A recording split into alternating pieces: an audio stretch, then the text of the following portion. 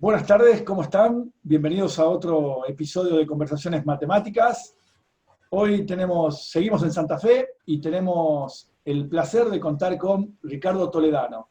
Ricardo Toledano es doctor en matemáticas y es profesor de la Facultad de Ingeniería Química de la Universidad Nacional Litoral. Es un amigo, hemos compartido viajes, encuentros, congresos, así que bueno, es realmente un gusto. Ricardo, gracias por compartir este momento con nosotros. Bueno, pero el placer es mío. Gracias por la invitación a contar algo de mi trayectoria y vaya a saber dónde vamos a parar después de todo esto. Sí, ciertamente. Bueno, este ciclo tiene por objeto mostrar otro costado, ¿no? El costado más cotidiano, más humano de la actividad matemática. Un costado que quizás no es el que la gente está acostumbrado a observar, a presenciar, ¿sí? Así que bueno, esa es un poco la intención de estas conversaciones. Mostrar que los matemáticos son personas comunes y corrientes y a la vez seguir mostrando que la matemática es un entramado vital, fértil y, digamos, inabarcable, ¿no? Así que bueno, la pregunta Así inicial es. con la que comenzamos con la que se disparan estas conversaciones es: ¿qué aspecto de la matemática te llamó la atención como para elegirla como disciplina de estudio, ¿no? O sea, ¿en qué momento tuviste claro que querías ser matemático? En mi caso fue como después del secundario, porque de la matemática, yo hice el industrial, o sea, teníamos una matemática avanzada, digamos, para lo que es el secundario. Llegamos hasta ver derivadas integrales. Pero ahí no me traía, o sea, me interesaba, pero me gustaba hacer las cosas, pero nada así de decir, voy a ser un matemático, voy a estudiar matemáticas. Y apenas terminé, fui a hacer ingeniería, y más ingeniería en sistemas, que es mucho menos matemático que una ingeniería a lo mejor, no sé, en computación o electrónica. Y bueno, todo vino por un amigo del secundario y de la primaria, que es un tipo muy brillante, ahí en Río Cuarto, que él es ingeniero. Y siempre le gustaban las cosas de historia de la matemática, qué sé yo. Y un día me manda una carta, porque en ese momento eran cartas, así. Yo estaba en Mendoza, cursando ingeniería en sistemas. Y me dice, ¿viste esto de las ternas del teorema de Fermat? Parece trivial, pero parece que no lo es. Yo me puse a ver eso, a ver, suma de enteros elevado a la n, te da otro entero elevado a la n. Digo, no puede ser que esto no esté resuelto. Me puse a probar, y a probar, y a probar, y obviamente encontré algunas soluciones del caso cuadrático, y voy al cubo, y y probaba, y no, esto no puede ser. Y eso empezó, porque me empezó como a generar una incredulidad. ¿Cómo puede ser que esta cosa tan sencilla no tenga solución? Y bueno, ahí medio que me empecé a interesar en las cuestiones estas de matemática, empecé a leer así y dije, bueno, esto con ingeniería en sistemas no lo voy a resolver nunca. Y entonces dije, bueno, en Río Cuarto está la licenciatura en matemática, vuelvo ahí con mis amigos, qué sé yo, y bueno, volví,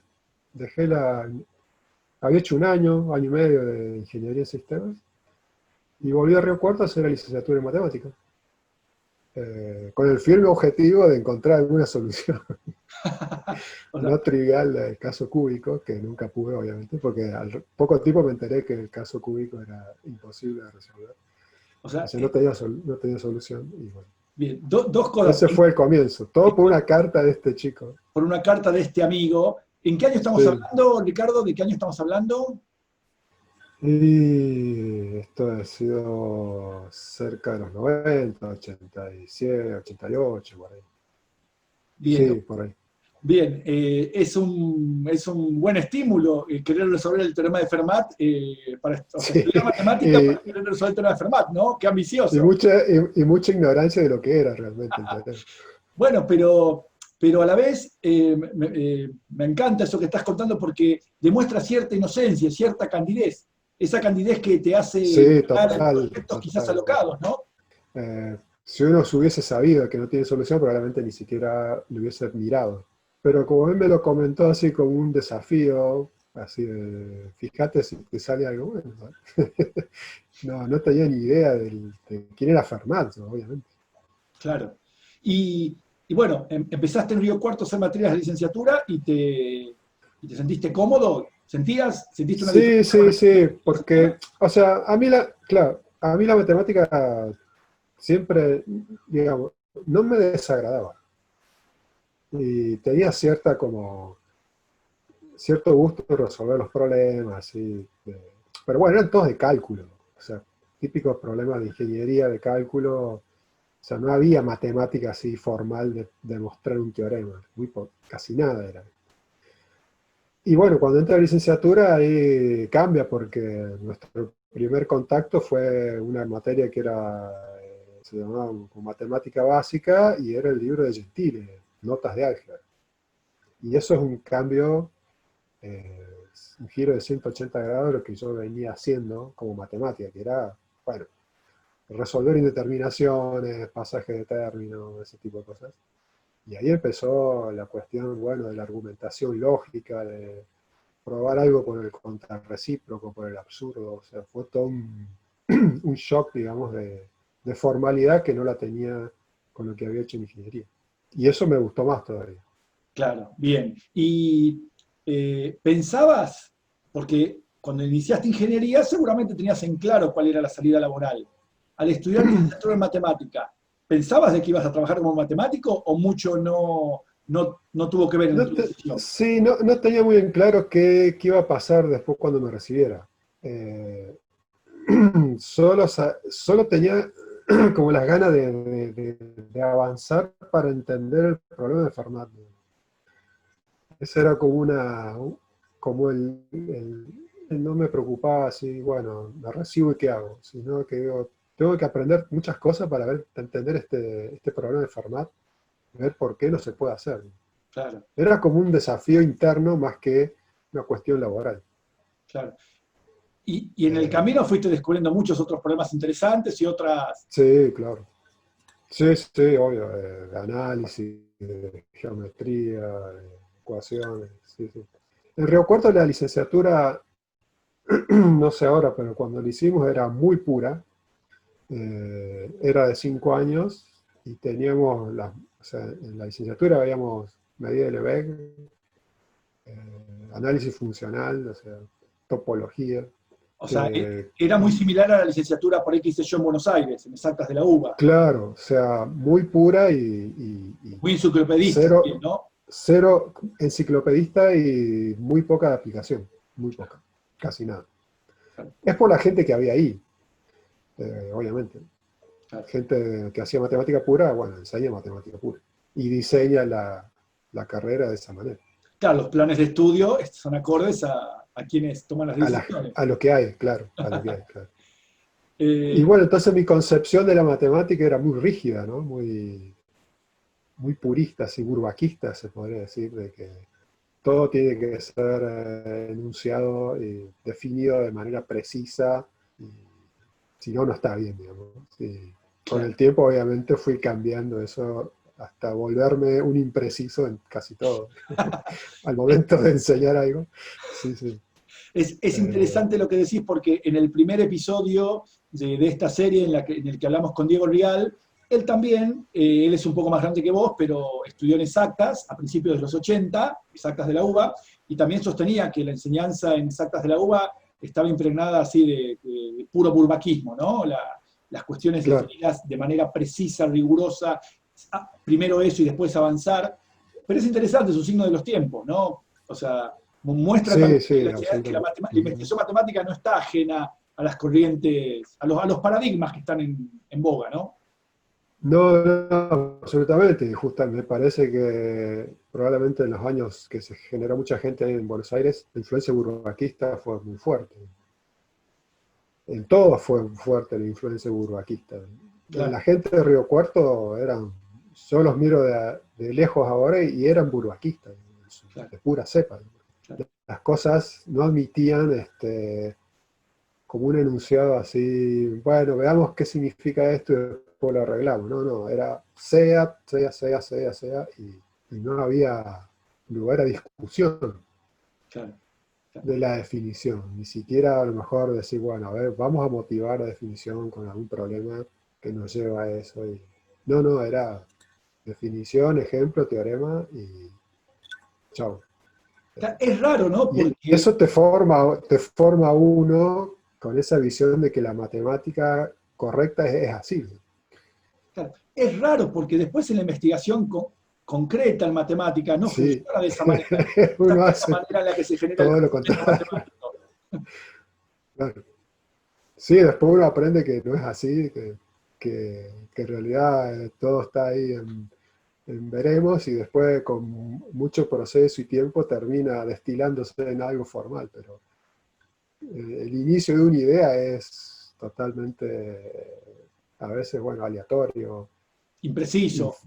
impreciso, incorrecto, y hasta que uno da vuelta, vuelta y vuelta y le termina dando a lo mejor una forma y es la que describe después y parece, oh, a mí se me ocurrió esto y no, fue un proceso de idas y vueltas. Bueno, a mí lo que con el tiempo yo leí un libro de un filósofo matemático, no me acuerdo dónde era, bueno, Imre Lakatos o Lakatos, que escribió un libro muy lindo, Proof and sí, Refutation. Sí, sí. claro, pruebas y refutaciones. Y eso fue lo que me abrió la cabeza de cómo es la matemática.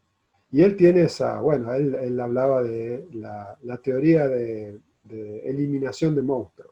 Entonces uno empieza, define algo y bueno, viene otro y dice, tengo un contraejemplo. Entonces vuelve a definirlo para que ese monstruo no aparezca.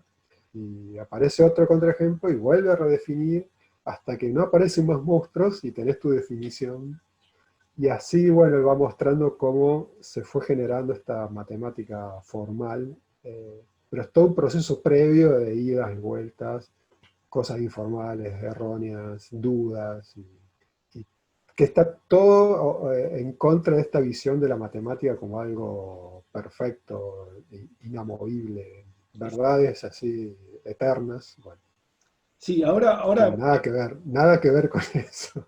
claro, claro. Ahora después me gustaría que sigamos hablando de esto. Antes que nada, ¿en qué momento de tu carrera leíste el libro de Lakatos, Proof and Refutations? ¿Te acordás? Cuando empecé el doctorado en Santa Fe. Bien, bien. Eso como Sí. quería ubicarme.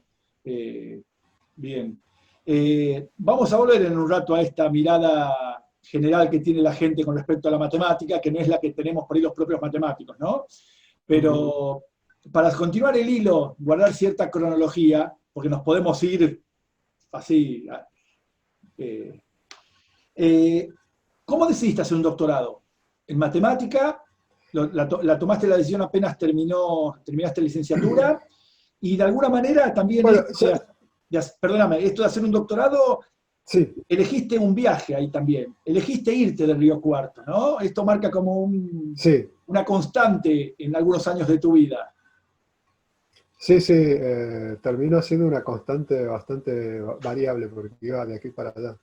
Eh, o sea, ya en el último año de licenciatura, bueno, uno ya tenía estas materias como avanzadas y ya, bueno, se hablaba ahí del doctorado, de hacer algo de investigación, bla, bla, bla. Entonces uno ya estaba impregnado de de ese próximo paso que tenías que dar como licenciado en matemática. Y bueno, nosotros ahí en Río Cuarto teníamos se hacía todo junto con el profesorado hasta el tercer año, creo, segundo, por ahí.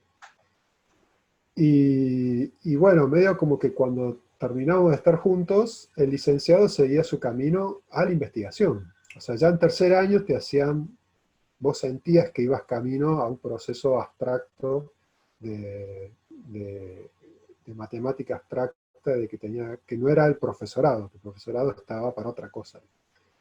Y entonces uno se va como impregnando de esa idea de que un licenciado se forma, y aparte los mismos docentes te lo decían, el licenciado está para hacer investigación, bla, bla, bla, bla, bla. El profesorado está para pensar en problemas de educación, bla, bla, bla. Entonces, cuando uno ya se separaba del profesorado y empezaba esas materias como más abstractas, ya empezaba a impregnarse de esa idea de que, bueno, esto termina en cuestiones académicas, de seguir a un doctorado, una maestría, cosas así. Así que ya por el cuarto año ya estábamos todos casi convencidos que era eso, seguir con algo, o sea, algo tenías que hacer después, algo de posgrado. Y bueno, entonces yo había empezado, como a mí me gustaban las cosas algebraicas así, porque seguía con mi idea de teoría de Fermat. eh, Igual, claro, ¿qué año estamos hablando acá? ¿Qué año estamos hablando?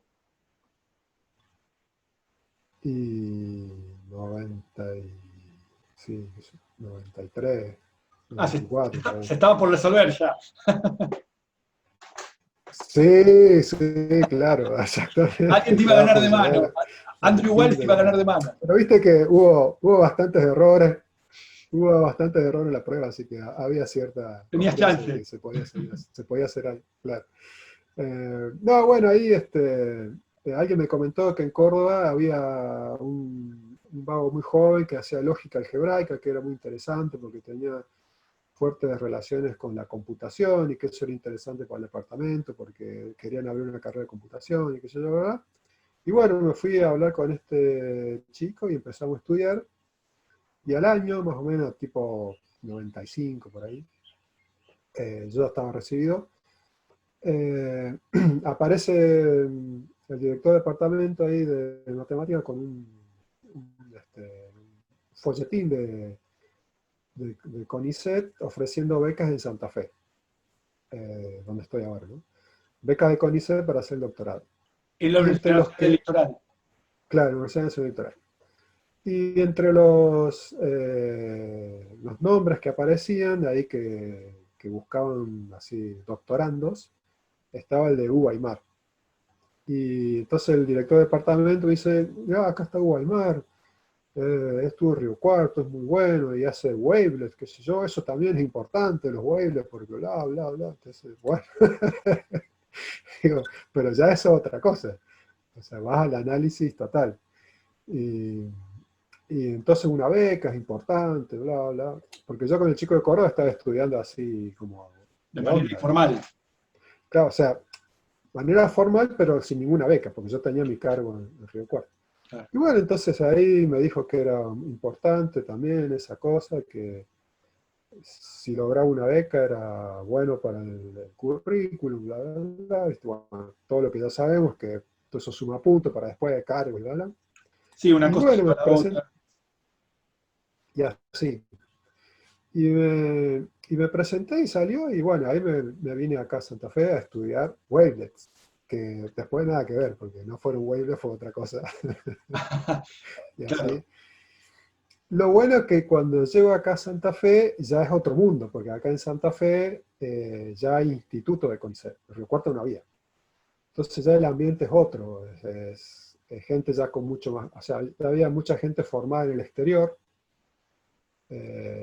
con mucha experiencia, así, casi todos estaban doctorados en el exterior acá cuando yo llegué. Entonces ya tienen otra visión de, de cómo avanzar y qué hacer y qué no hacer. Y de hecho ahí, al poco tiempo de estar acá en Santa Fe en el doctorado, me dieron una beca para irme a Estados Unidos así una pasantía de 6 meses para hablar con Caffarelli, porque estábamos estudiando un problema que él había sugerido. Y bueno, tuve 6 meses en Austin con Luis Caffarelli viendo a ver qué se podía hacer con esta cosa. Y bueno, ese probablemente Río Cuarto no era tan sencillo de hacer porque la gente de ahí, bueno, era gente doctorada, pero todo local. claro. Entonces, esa situación de tener gente doctorada en el exterior es otro ambiente y es otra dinámica y bueno, hay otras expectativas y otros. Y eso a mí me encantó, porque bueno, acá hay, digo, a mí me gustaba también conocer lugares y bueno, eso como fue un punto de partida, así, el empezar a viajar y más al exterior, ¿no? Claro. Y entonces, dijiste que finalmente no fue wavelets el tema. ¿Cuál, No, cuál fue terminó el siendo tema un problema concreto? de, el tema de tu Fue un tesis. problema de regularidad de soluciones de ecuaciones diferenciales relacionada a una ecuación que se llama Monge-Ampère, en el cual Caffarelli ya había hecho como 20 papers y le habían quedado algunas cosas sueltas por ahí y nos la tiró ahí en Santa Fe para ver si la puede hacer completa. No, es un tema muy lindo porque es análisis y geometría. Claro. Mucha geometría y realmente era un tema muy lindo. Y de hecho, hasta podría haber seguido estudiando eso, pero bueno, cuando llego a Austin, con esta pasantía, me encuentro ahí porque en Austin estaba Fernando Villegas. Discúlpame antes de seguir. Austin es una Sí, ciudad del estado de Texas. en Texas. Y Sí, vos es la fuiste capital del estado. claro, Luis Caffarelli en ese momento, creo que sigue todavía, estaba ahí en Austin, Texas. Es la capital del estado de Texas. ¿Y la universidad? ¿Qué Y universidad es? en la Universidad de Austin, Ok. se llama así, Bien. Austin University. Es como la universidad del estado, la más grande. Es enorme, sí. Sí, Y, permitime, y ellos, sí, sí, permitime señalar que Luis Caffarelli es argentino y es uno de los más grandes matemáticos de la actualidad, ¿no? Ha hecho sí, avances enormes avances en el campo de las ecuaciones diferenciales. sí, absolutamente. Es probablemente uno de los más importantes de toda la historia, junto a Calderón y Claro, algún otro por ahí. claro. Sí, sí. No, pero es un tipo bárbaro, Luis, muy amable siempre. Es fácil preguntarle cosas.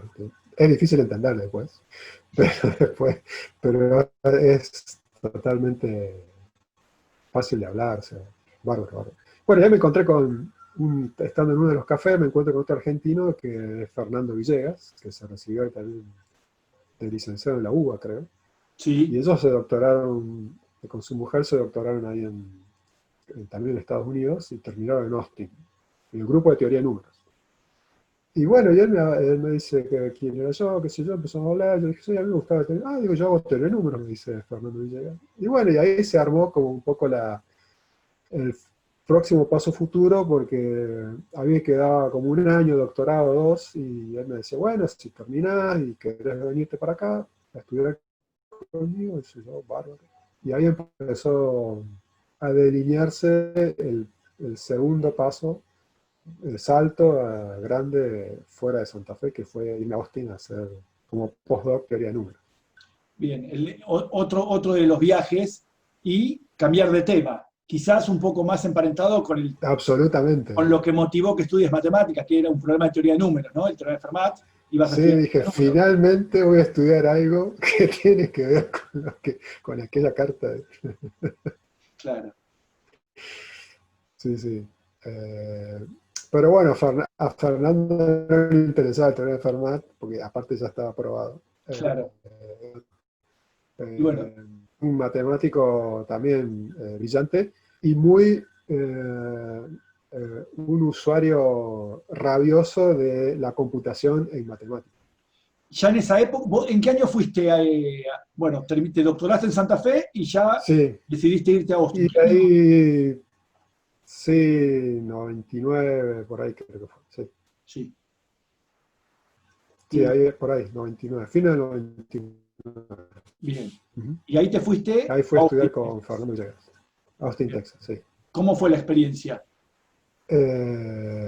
Bueno, yo ya tenía un poco de la experiencia de mi viaje anterior con Claro, esa pasantía, ya conocías que me gente. ayudó, claro, que me ayudó muchísimo porque más o menos conocía la ciudad y esas cosas. Entonces, la llegada no fue tan brusca como la anterior, digamos, la primera, donde uno no conoce nada, no sabe nada, no entiende nada. Ya tenía un poquito de experiencia con el inglés, bueno, ya fue una llegada más canchera, digamos. Ya sabía dónde estaba el aeropuerto, qué taxi tenía que tomar, todo. Eh, y bueno, ahí fue como meterme otra vez en un doctorado, porque tenía que estudiar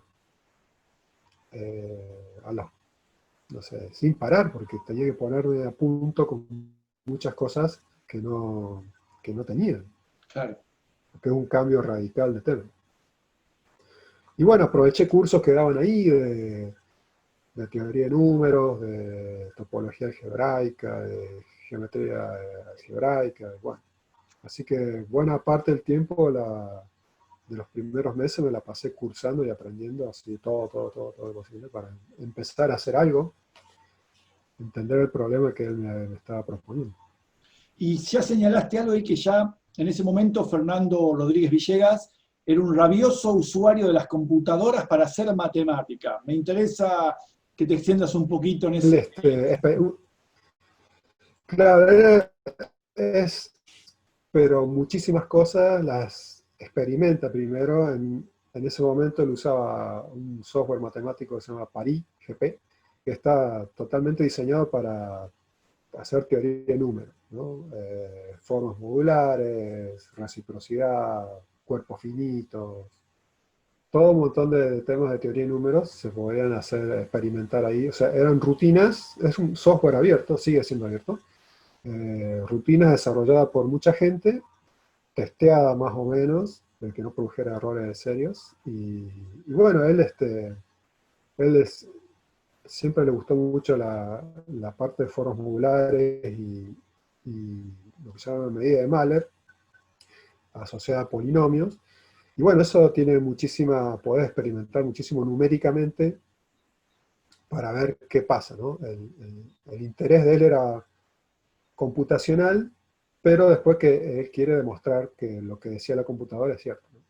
Claro, Porque podés chequear obviamente casos particulares. La, la parte de experimentación en teoría de números como hacía él, ¿no?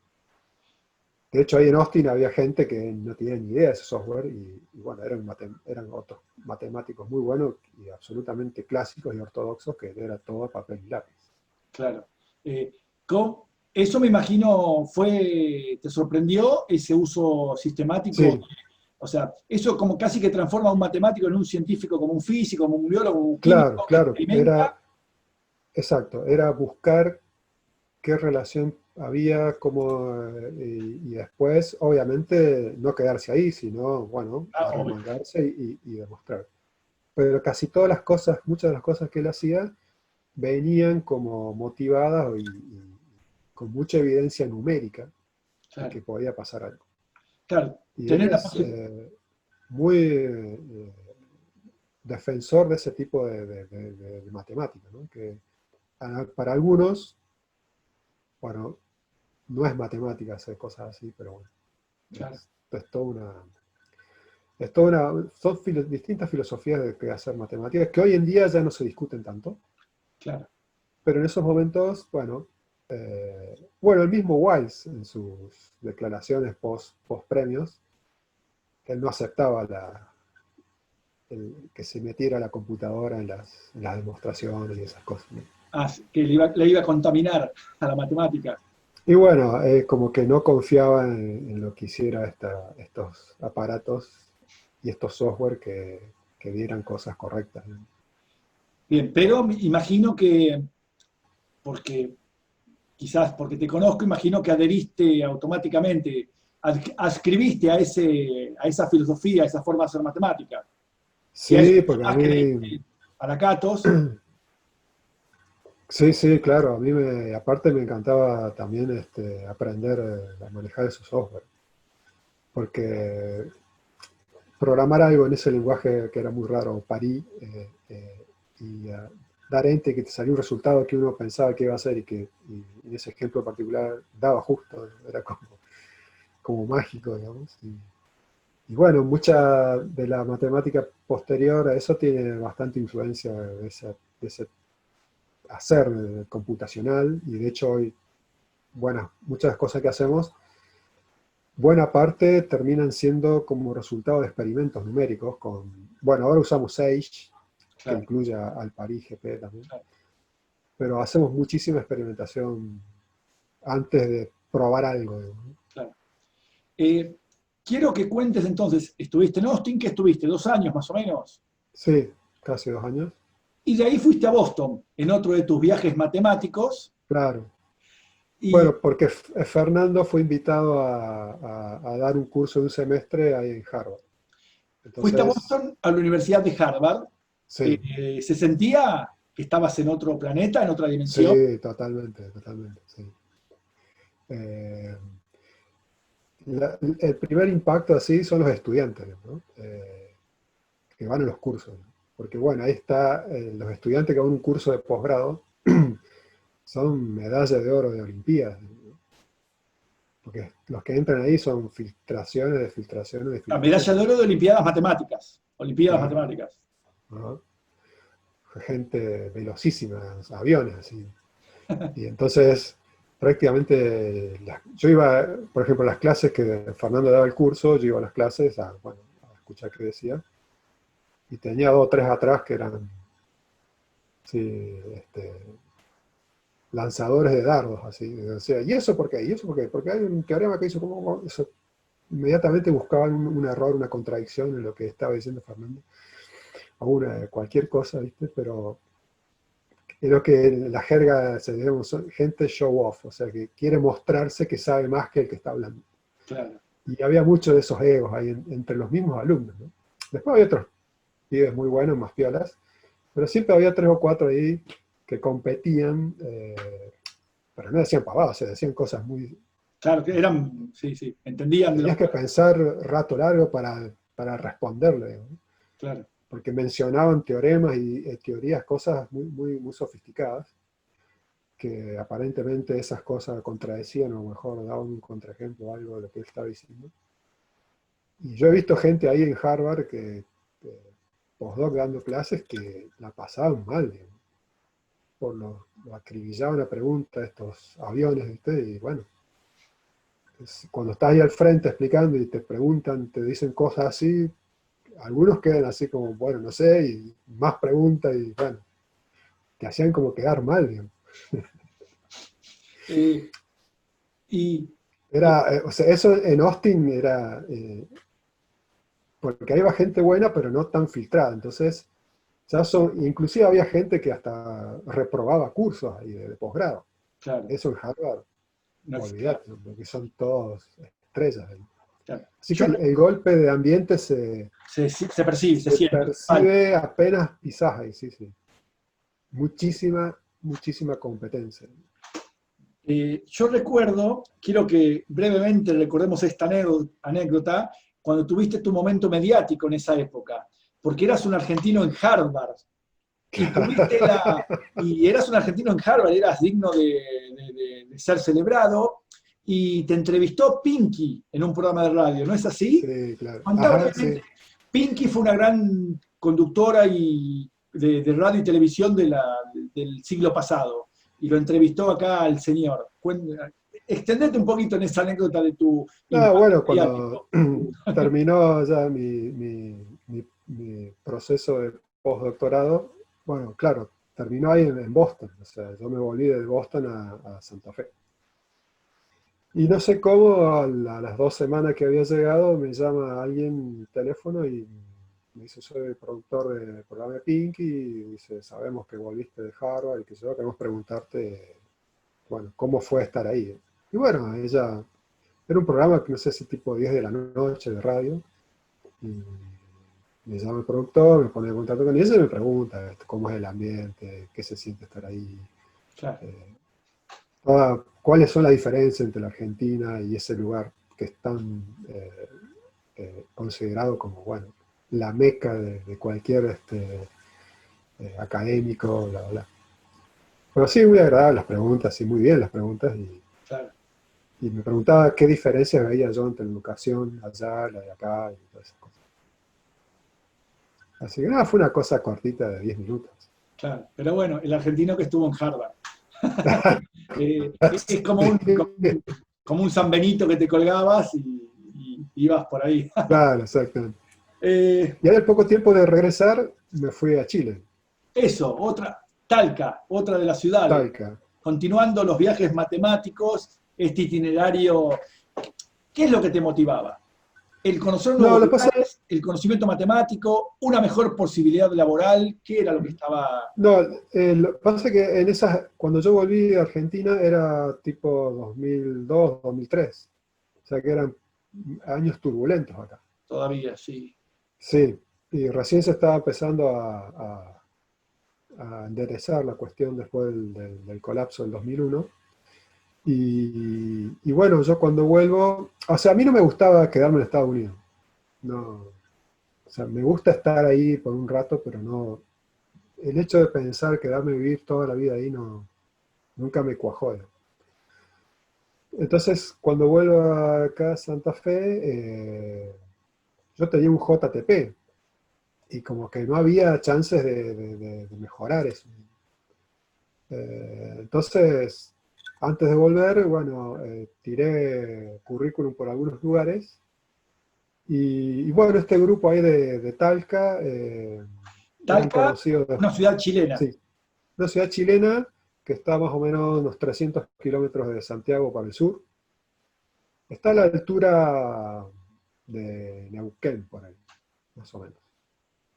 Eh, bueno, ahí estaba un grupo de álgebra que a cargo de, o sea, eh, básicamente liderados por un matemático chileno también muy, muy bueno, que se llamaba Ricardo Baeza, tipo Sí. que hacía formas cuadráticas y qué sé yo. Y bueno, muy amigo de Fernando, y Fernando le dijo, ah, yo tengo un chico acá que hizo el postdoc conmigo, y no estaba muy seguro de volver a Santa Fe por el cargo, y, qué sé yo. Y bueno, ahí le dije, bueno, que venga para acá.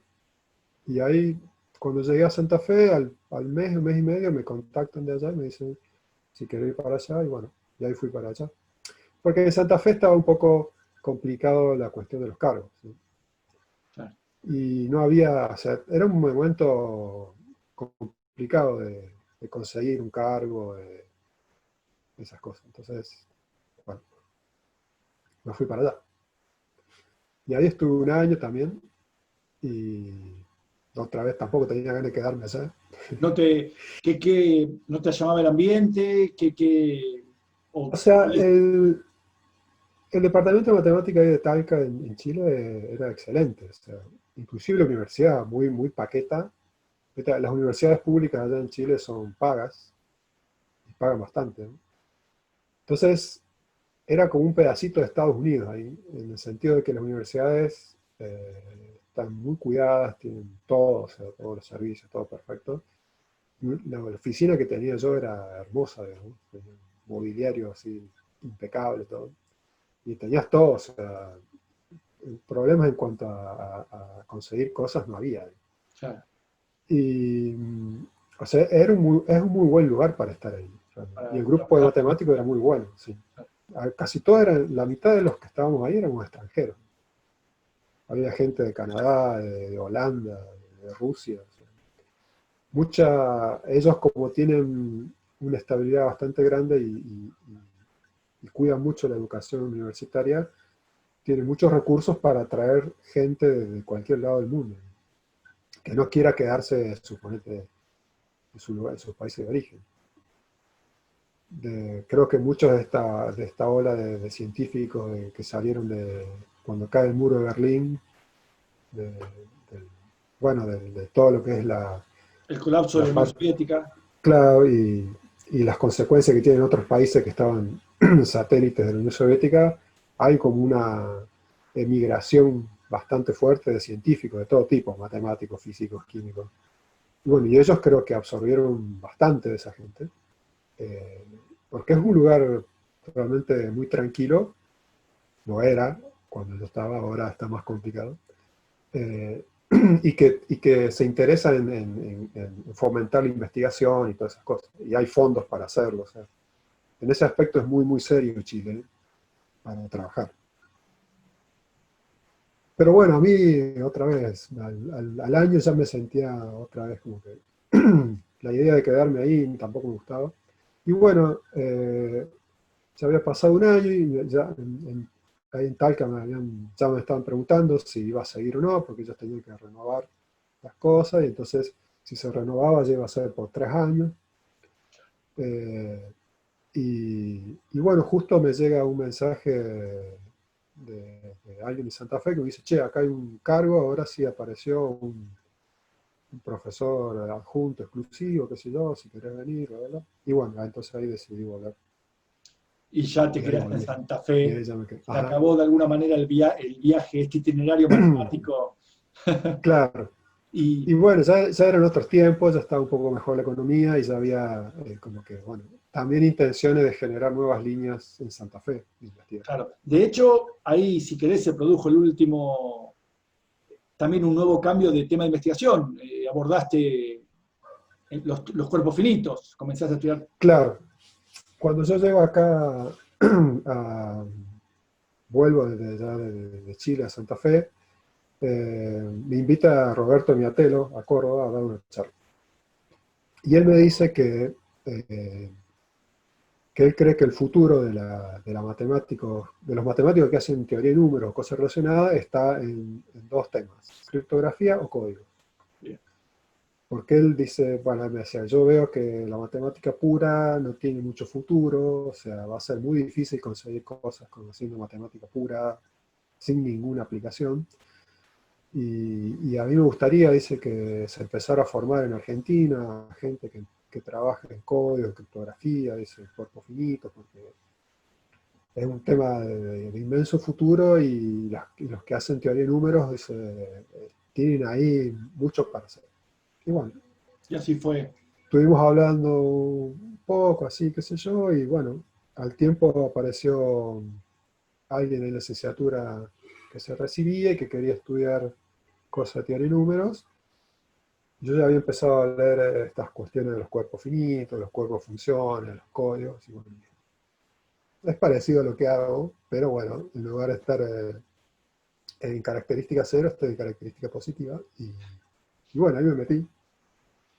Con Bien, Roberto la dirigimos bueno, María Chara, que la Chara conoces, sí, y fue, bueno, mi primera alumna así en claro. estos temas Eh, de cuerpo de funciones y aplicación a los códigos. claro. Qué interesante también el consejo de Roberto Miatelo, ¿no? Roberto Sí, Miatelo es un gran profesor, no sé si ya se jubiló, sí, de ya está la jubilado. Facultad de Astronomía, Matemática y Física, ¿no? De la Universidad Nacional de Ajá, de Córdoba. Córdoba. Ha formado muchas generaciones de matemáticos argentinos, así que eh, fue un encuentro importante ese. Ricardo, Sí, sí, como totalmente. bueno, ya nos hiciste una descripción de tu historia matemática, tu recorrido a lo largo de todas estas ciudades, cambiando de temas, cambiando de hábitats. Eh, como para ir, ya vamos a ir cerrando, Sí, una pregunta recurrente que hago en este ciclo de conversaciones. Ya algo adelantaste, por eso cuando mencionaste antes a la Catos y la computación y el papel de la computadora.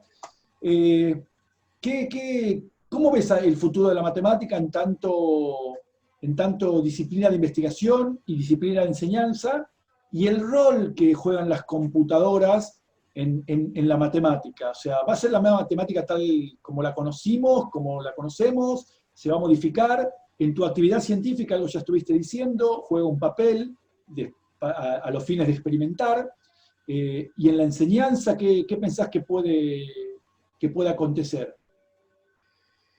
bueno, para mí el futuro de la matemática, así como rama del conocimiento, es bastante bueno, porque la cantidad de situaciones de la vida cotidiana que se modelan con matemática, de todo tipo, análisis, álgebra, es enorme, ¿no? Entonces, es una rama del conocimiento que está destinada a seguir creciendo de manera ilimitada, porque cada vez se encuentran más aplicaciones de interés comercial.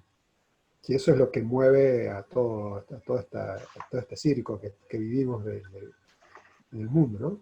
Y si no hay interés comercial, bueno, no tiene mucho futuro en el sentido de que va a haber mucha gente tratando de hacer algo ahí. Pero como lo tiene, estudiando aún las cosas más abstractas, tiene futuro. Por ejemplo, yo estoy hace poquito haciendo unas notas sobre teoría de categorías para el curso que estoy dando ahora de álgebra. Bueno, me puse a buscar ahí algunos libros que no fueran tan acartonados como los que la estaba leyendo. Y bueno, me encuentro con uno que es de teoría de categorías para computistas o gente de computer science. Claro. Y, y bueno, y ahí el autor describe cómo esta rama de la matemática tan abstracta, tan sofisticada, hoy en día es parte de lo que se llama matemática aplicada, cosa que a lo mejor 30 años atrás, 40 años atrás era impensable, ese juego abstracto de flechas y, bueno, razonamiento súper sofisticado terminara hoy siendo usado por gente de computación para resolver problemas. Claro. Y no solamente computación, lo que contaba este hombre ahí en su introducción es, se utiliza hasta para organizar empresas, porque la cuestión de la categoría, de cómo van las flechas de un lado al otro, termina ayudando en cuestiones empresariales. Bueno, es increíble la cantidad de aplicaciones que tiene hoy en día la teoría de categorías, y de hecho hay eventos que se llaman teoría de categorías aplicadas, donde va la gente de muchísimas ramas de otros conocimientos a ver cómo se usa la teoría de categorías para resolver problemas. Así que el grado de abstracción de la matemática ya está claro que no es un impedimento para que sea aplicada, y hoy en día la diferencia entre pura y aplicada es básicamente en la cabeza de uno, porque ya no tenemos idea de qué no es aplicado y qué es puro, ¿no? Claro. Probablemente ya no existe esa división. Esa distinción. Claro.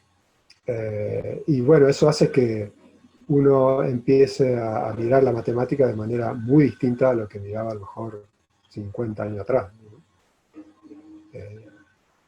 Ya tiene que darse cuenta de que los procedimientos ahora matemáticos están motivados por muchísimos intereses, hasta económicos, Claro. y de todo tipo, para que algo avance o deje de avanzar. Los temas que se ponen de moda ya tienen muchísimas motivaciones detrás, que escapan ya al científico en su torre de marfil tratando de mejorar el espíritu humano. Claro. Y en cuanto a la enseñanza, la participación de las computadoras, ¿cómo ves ahí la situación? Y yo lo veo casi esencial, ¿no? En la enseñanza. De hecho, en la licenciatura en matemática en Santa Fe, eh, estamos tratando ya de hacer que los chicos experimenten muchísimo con software matemático. En los primeros años con GeoGebra, por ejemplo, que es gratis, que te permite, bueno, jugar y experimentar y conjeturar sobre cuestiones geométricas. eh, y es una herramienta que te hace ver las cosas de una manera muy diferente. Y también acompañar ese proceso de experimentación, bueno, con la formalidad de lo que pensamos que es matemático hoy en día, ¿no? Que tiene que haber un razonamiento, una argumentación que ahora pruebe que eso que vos viste en el dibujo es cierto, ¿no? Más allá del dibujo. Claro. Y eso me parece que es un proceso de enseñanza muy importante para que los chicos lo aprendan, ¿no? Y después, bueno, experimentar con otros software. Yo también introduzco Sage en mis clases de álgebra.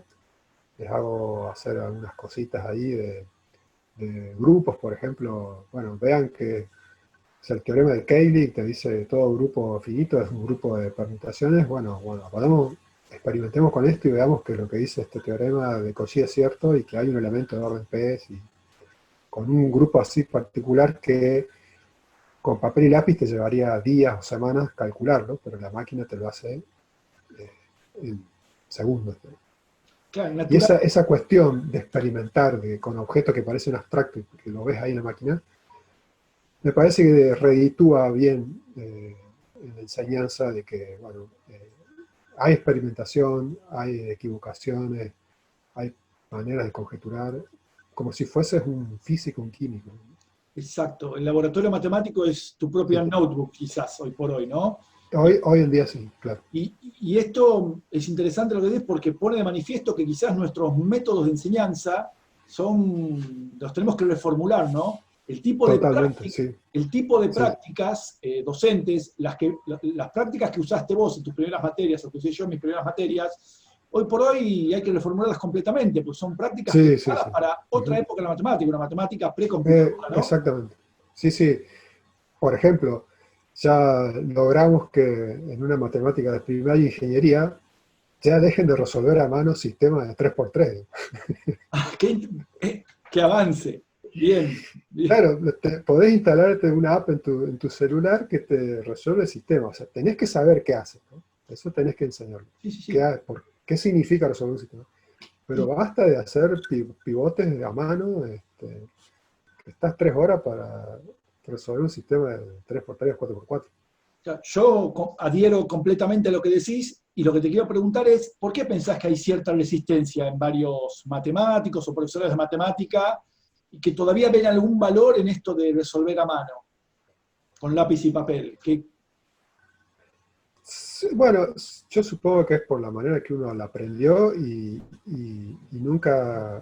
O sea, en mi caso fue porque me encontré con Fernando Villegas, que era un experimentador matemático. Si no lo hubiese encontrado, no sé si hubiese pensado de una manera diferente en estos años, qué sé yo. A veces es cuestión de con quién uno se cruza, con quién uno vio para... Acá, por ejemplo, lo que yo veo es que ahora en Santa Fe hay grupos fuertes de análisis numérico, por ejemplo. Y bueno, la gente que está ahí, que es un grupo grande, que ya da clases, va con esa mentalidad de dar clases. Claro.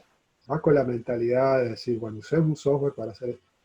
Ahora, la gente que hace matemática ortodoxa, digamos, y nunca se cruzó con eso, y bueno, yo lo que veo es que siguen pensando de esa manera y no les gusta la aparición de una máquina le, que le resuelve, como que es una pérdida de dignidad que una máquina te resuelva el sistema y no vos que hagas todo el proceso, así, Claro. con todas las cosas.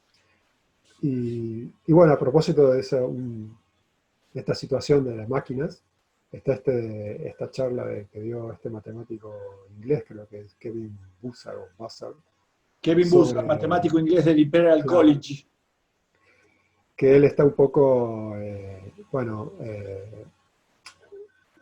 digamos, no está enojado, pero un poco así, con una mala sensación de que él ve que hay muchísimos teoremas que se usan en journals súper prestigiosos que están mal, ¿no? Y que Eh, trabajos se basan en eso y se sigue generando matemática incorrecta, digamos. Es interesante porque yo me enteré de esa charla cuando vos me la pasaste y papers publicados en las revistas más renombradas de Sí, matemática, las top. papers en Annals of Mathematics, que acaso es la revista la que te da más prestigiosa de la investigación matemática, Ajá. tienen errores. Y no hay ni siquiera aclaraciones de los editores acerca de los errores No, que se encontraron en esos papers. no, Eso, y lo que muestra, claro, lo que muestra este matemático inglés es que la misma revista, bueno, Annals de Matemática, tiene 2 papers publicados, no sé, con un lapso de 3 4 años que dicen exactamente lo opuesto. Uno dice A implica B y el otro dice A no implica B.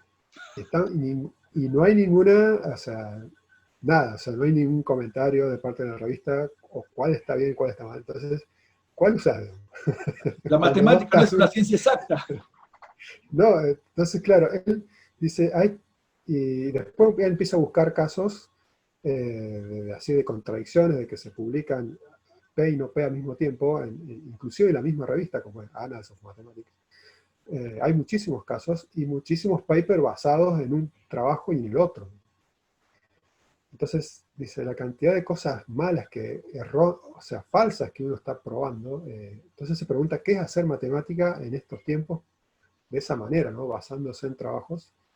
Y él está un poco así, bueno, dice que un poco decepcionado, porque dice, al final yo no sé si lo que hago está bien, porque yo me baso en trabajo de otros también, y al final no sé si está bien, si está todo mal, si tiene sentido hacer matemática de esta manera basándome en trabajos que ahora no sé si están bien, porque se basa en otro trabajo que tampoco sé que está bien.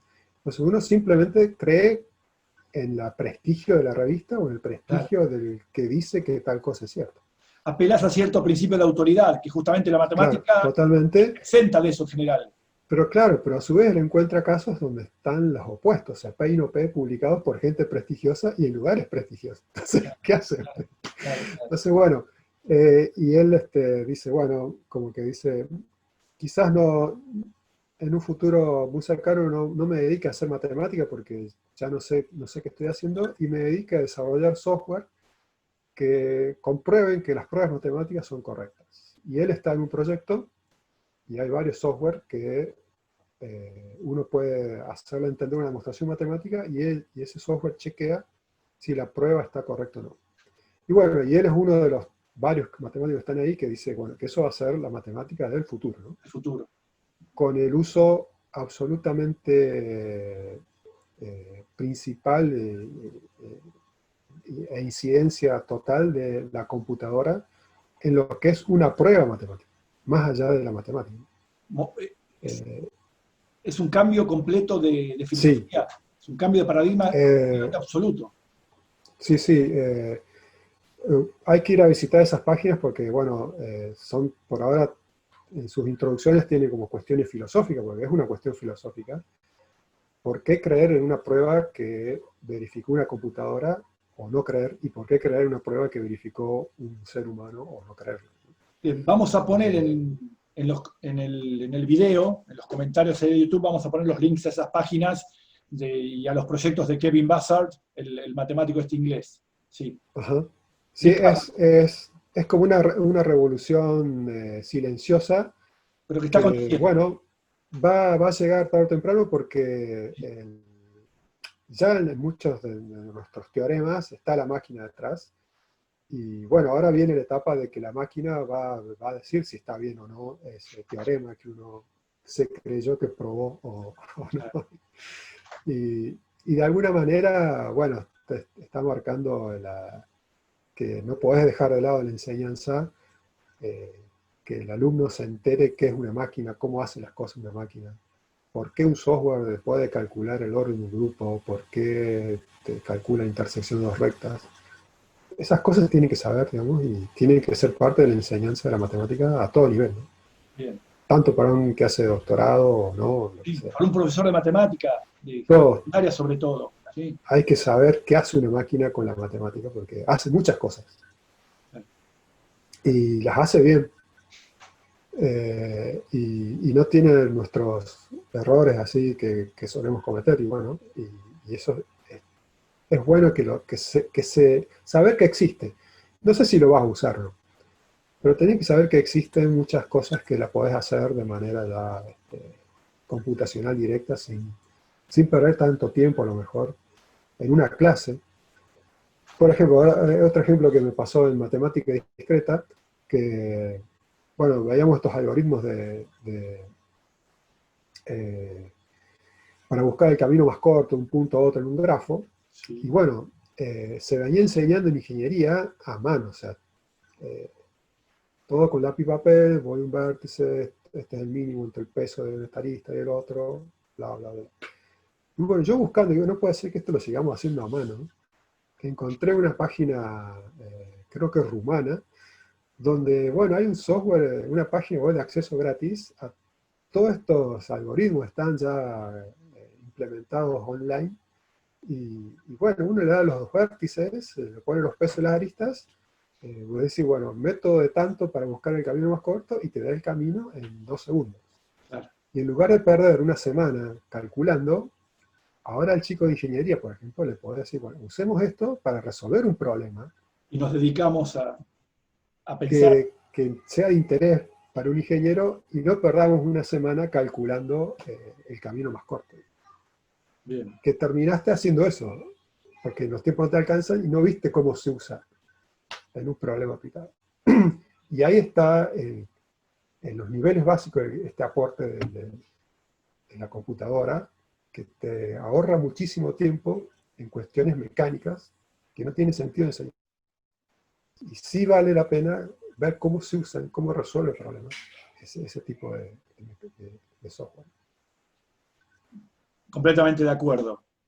Bueno, ya tenemos una charla larga, podríamos seguir charlando, creo, un Sí, tiempo más, pero los tiempos de YouTube en estas épocas, no sé quién mira 1 hora o 50 minutos desde un video. no, ¿Cómo, querés decir algo más, alguna reflexión final para compartir, para dejarnos? ¿Qué, qué te ocasiona la matemática? ¿Qué te produce? ¿Qué sensación? ¿Seguís? ¿Mirás ese joven al que un amigo le escribe una carta contándole sobre el teorema de Fermat? Y cuando recreas ese instante, decís, hice la elección adecuada, imagino. Sí, sí, absolutamente. No, para mí, bueno, la matemática es eso, ¿no? Una, es como una serie de televisión que nunca sabes cómo termina y que puede tener muchos finales. Y en el recorrer, a ver a qué final uno llega, bueno, uno encuentra muchas frustraciones y pequeñas alegrías por haber probado algo o haber encontrado algo. Y, y bueno, creo que es un camino que vale la pena hacerlo al que le gusta la matemática y al que no le gusta tanto, bueno, vale la pena hacerle ver que sirve, que se usa, que inclusive incide en la vida diaria de cada uno de nosotros, y de maneras secretas a veces, insospechadas, pero que está ahí. Y eso me parece que es, más allá de lo que fue mi motivación, que fue una cuestión interna de decir, quiero probar esto, hoy en día eso también puede funcionar como un motor para entenderlo, aunque sea un poquito de la matemática, y no tenerle tanto miedo como... Y, y hacer ver también que no es perfecta, que es llena de errores, muchos de Pero ellos. Sí. muchos errores. Pero está muy bien, porque lo que queremos es que cada uno cuente la motivación, lo que lo llevó a estudiar matemática y mostrar que uno se puede vincular con la matemática de maneras muy diferentes, ¿no? Así que, Ricardo, agradezco profundamente que hayamos compartido esta conversación. Estoy muy feliz, lo digo al final de cada conversación, pero realmente yo creo que las disfruto y espero que la gente que las vea las disfrute y generemos nuevas inquietudes y vocaciones matemáticas. Así que gracias, que tengas una buena semana y nos estamos viendo pronto. Bueno, muchísimas gracias a vos por permitirme estas largas reflexiones y comentarios sobre matemática. Y bueno, muy linda esta iniciativa y creo que con el tiempo va a lograr más seguidores. Y bueno, ya te veo un youtuber ahí, absoluto. Bueno, no, felicitaciones por esta, es muy lindo. Gracias por la invitación. Gracias, Ricardo. Nos vemos. Hasta Un luego. placer. Chao, Igual. chao. Chao.